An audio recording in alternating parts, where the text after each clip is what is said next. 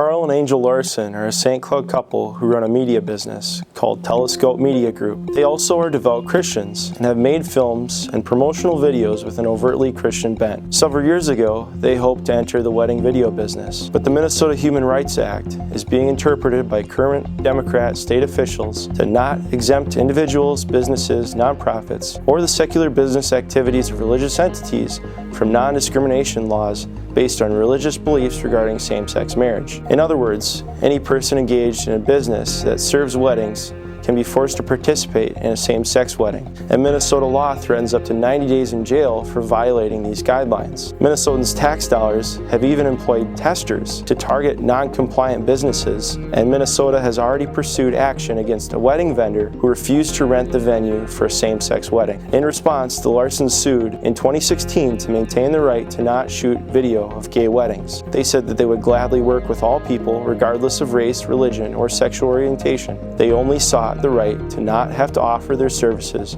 at a gay wedding. The state of Minnesota argued back that Telescope Media Group was a public accommodation performing a commercial activity. In other words, the ability to engage in commerce is not a right but a privilege, subject to approval by the state government. Minnesota even argued that if the Larsens shot both same-sex and opposite-sex weddings, the videos had to depict both in the same positive light, or risk running afoul of the law. U.S. District Judge John Thunheim, a Bill Clinton appointee, sided with the state and dismissed the Larsens' lawsuit in September of 2017. The 8th Circuit Court of Appeals disagreed, rightfully finding that the Larsens didn't have to get thrown in jail before they had a case. Judge David Strauss, a Trump appointee, wrote for the 2-to-1 majority opinion, where he noted that Minnesota can't force free and independent individuals to endorse ideas they find objectionable. That's because the First Amendment right to freedom of speech, which applies to the states via the 14th Amendment, prevents the government from compelling speech. Strauss also shot down Minnesota's argument. Speech is not conduct just because the government says it is, said Strauss. The 8th Circuit decision follows the U.S. Supreme Court decision Masterpiece Cake Shop versus Colorado Civil Rights Commission, where the court found that Christian cake maker Jack Phillips was wrongfully treated by Colorado's bureaucrats. But the court in Masterpiece sidestepped Phillips' free speech claim, instead holding that the Colorado Civil Rights Commission erred because it so openly was hostile to Mr. Phillips' religious beliefs. True,